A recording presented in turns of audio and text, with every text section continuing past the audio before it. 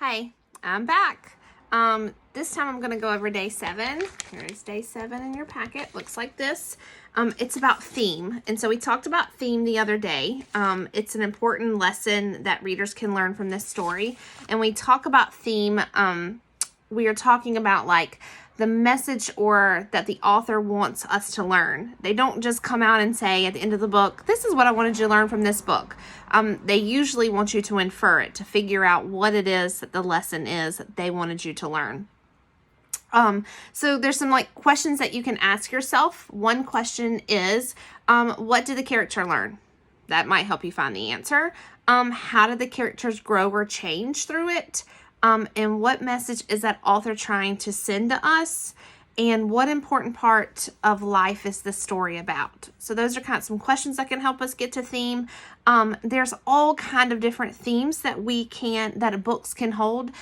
Some can be about courage. Some can be about love. Some can be about forgiveness. Some can be about family. Some can be about being a hard worker. Some can be about being accepted. Some can about being yourself, friendship, respect, compassion, honesty, equality, teamwork, responsibility, overcoming challenges. Like in The Little Engine That Could, they overcame a challenge. So there's tons of different themes that you can get. I'm going to take a picture of an anchor chart and put it below this video so that you can see some of the common themes.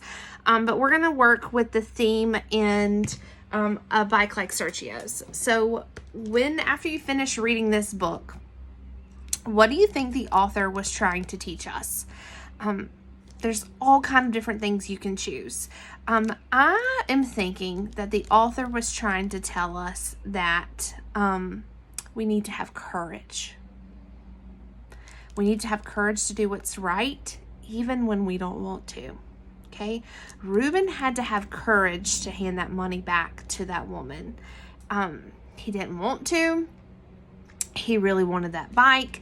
He didn't want to tell his parents about it because remember, he was struggling with that. He couldn't just bring a bike home. He had to tell them, but he didn't know how to tell them. And he had to have courage to walk up to that woman and actually hand the money back to her. And then he had courage to go home and tell his parents what he did and everything that had happened.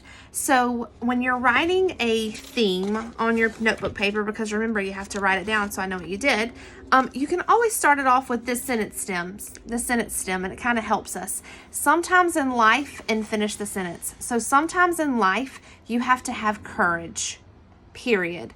Reuben had courage when he gave back the money to the woman and then went home and told his family. Are there other possible themes in this book? Absolutely, there are. There's all kind of different ways that I can infer this book, but that's the one I chose for the day. So sometimes in life, you have to have courage. Reuben had courage by giving the money back to the lady that it belonged to and going home and telling his family about it. Okay, so you give the theme and then give a piece of evidence to support why you think that's the theme in the book. So you're going to be doing that again with the Giving Tree.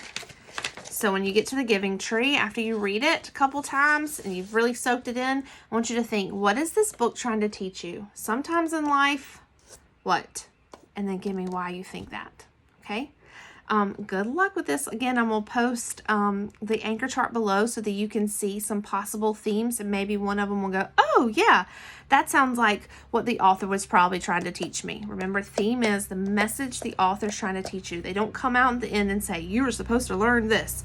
No, you have to infer what you were supposed to learn. At the end of Green Eggs and Ham, they don't say, you were supposed to learn that you should always try things first. Doesn't say that. We just know by the way that book goes at the end when he tries Green Eggs and Ham and he's like, oh, I like them, Sam I Am. And so we know that maybe we should try things before we say no to something.